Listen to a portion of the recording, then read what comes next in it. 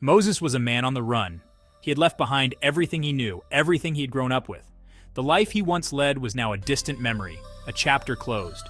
He had fled Egypt, leaving behind a life of privilege and power. As a member of Pharaoh's household, Moses had access to the finest things in life: luxurious clothes, exquisite food, and the best education. But all of that was now behind him. His crime? Defending a Hebrew slave from an Egyptian's brutality. In a moment of anger and justice, he struck down the Egyptian, an act that would change his life forever. He became a fugitive, running from the wrath of Pharaoh. Now he found himself in the wilderness of Midian, a shepherd tending his father-in-law's flocks. The transition from prince to shepherd was stark. The wilderness was harsh and unforgiving, a far cry from the opulence of Egypt.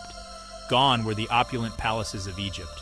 The grand columns, the intricate statues, the lavish banquets, all were memories now.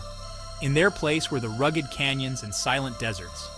The landscape was barren, yet it had a beauty of its own. The silence of the desert was both eerie and peaceful, a stark contrast to the bustling life of the Egyptian court. Years passed, and Moses adapted to his new life. He learned the ways of the shepherd, the rhythms of the seasons, the needs of the flock. He found a sense of peace in the simplicity of his new existence. He married Zipporah, the daughter of Jethro, a Midianite priest. Their wedding was a simple affair, but it marked the beginning of a new chapter in Moses' life. He raised his family and tended his flocks. His children grew up in the wilderness, learning the ways of the shepherd just as he had. Life was hard, but it was fulfilling. The memory of Egypt, with its grandeur and injustice, faded into the background. Life seemed settled, predictable. The days blended into each other, each one much like the last. One ordinary day, however, this tranquility was shattered. Moses was going about his usual routine, leading his flock through the familiar paths of the wilderness. Leading his flock to Mount Horeb, a mountain sacred to the Midianites, Moses noticed something unusual. The mountain was a place of solitude and reflection, but today it held a mystery. A bush was ablaze, consumed by flames, yet it was not consumed. The fire was bright, but the bush remained intact. It was a sight unlike any Moses had ever seen. The sight was mesmerizing, drawing Moses closer. He felt an inexplicable pull, a need to understand what he was witnessing. The flames danced, casting a divine glow. This was no ordinary fire. It was a fire that defied the laws of nature, a fire that held a message. This was a fire that spoke, a fire that called Moses by name, a fire that would forever change his life and the destiny of a nation. The voice from the flames was powerful, commanding, yet filled with a sense of purpose and destiny. What is the meaning of this strange sight? Moses wondered, his mind racing with questions. Little did he know this encounter would set him on a path to lead his people to freedom.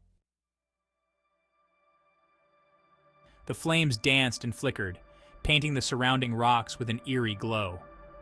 Moses cautiously approached, drawn by an unseen force. It was as if the very air around him was charged with an unseen energy, compelling him to move forward. As he neared the bush, a voice, strong and clear, boomed from within the fire. It was a voice unlike any he had ever heard, resonating deep within his soul. Moses, Moses! Here I am. Do not come any closer. Take off your sandals, for the place where you are standing is holy ground. The words echoed in the stillness. The presence of something powerful, something holy, overwhelmed Moses. He felt a wave of emotions wash over him. Trembling, he removed his sandals, each movement deliberate and reverent, his heart pounding in his chest. The voice spoke again, filling the air with its divine authority. I am the God of your father, the God of Abraham, the God of Isaac, and the God of Jacob. Each name carried the weight of history, of promises made and kept. Moses hid his face, unable to bear the intensity of the divine presence, afraid to look upon the divine presence. He had heard tales of the God of his ancestors. He had heard tales of the God of his ancestors, stories passed down through generations, the God who had promised to deliver his people from slavery. Could this be him? Could this be the moment of deliverance? The very ground beneath his feet seemed to vibrate with power, as if acknowledging the presence of the divine. This was no ordinary fire. It was a fire that burned but did not consume. This was a manifestation of the divine, a direct communication from God himself. The flames were a symbol of purity and power, a direct communication from God himself. The encounter left Moses breathless. The encounter left Moses breathless. his mind racing with the implications of what he was witnessing, filled with a potent mixture of awe and fear. He knew that his life would never be the same again, that this moment would define his destiny. The voice continued, its tone compassionate yet firm. I have seen the misery of my people in Egypt. I have heard their cries of anguish under their taskmasters. I've come down to deliver them from the Egyptians and to bring them up out of that land to a good and spacious land, a land flowing with milk and honey. God was calling Moses to a mission of liberation. He was to be the instrument of his people's freedom. Moses listened, his initial fear giving way to a sense of wonder. God was asking him, a shepherd, a fugitive, to confront Pharaoh, the most powerful ruler on earth. Was he up to the task? I will be with you. The magnitude of the task God had set before him began to dawn on Moses. He was being asked to leave the familiarity of his life and embark on a journey fraught with danger and uncertainty. Despite the divine assurance, doubt crept into Moses' heart. Who am I, that I should go to Pharaoh and bring the Israelites out of Egypt? He felt inadequate, ill-equipped for such a daunting task. Moses, despite his past, was humble. He wasn't a warrior or a leader. He was a shepherd, content with his simple life. How could he, a man who stuttered, convince Pharaoh to free his people? How could I, a man who stutters, convince Pharaoh to free my people? Sensing Moses' apprehension, God reassured him. I will be with you, and this will be the sign to you that it is I who have sent you. When you have brought the people out of Egypt, you will worship God on this mountain. Despite the divine promise, Moses remained hesitant. Fear, a powerful emotion, threatened to cripple him. He had experienced the brutality of the Egyptians firsthand. How could he, a single man, stand against them? Moses, struggling with his doubts, voiced his greatest fear. What if they do not believe me or listen to me and say, "The Lord did not appear to you"? He needed more than words. He needed something that would undeniably prove his divine encounter. He needed tangible proof of God's power, something that would leave no room for doubt in the minds of the Israelites. God, in his infinite patience and understanding, provided Moses with two miraculous signs. What is that in your hand? A staff? God instructed him to throw it on the ground, a simple yet profound command. As Moses obeyed, the staff transformed into a snake, sending him scrambling back in fear. The transformation was immediate and startling. Pick it up by the tail. As soon as he touched it, the snake reverted to its original form, a simple shepherd's staff. This act demonstrated God's control over nature. God then showed Moses another sign, one that would further solidify his faith and the faith of those he was sent to lead. Put your hand inside your cloak. When he drew it out, it was leprous, as white as snow.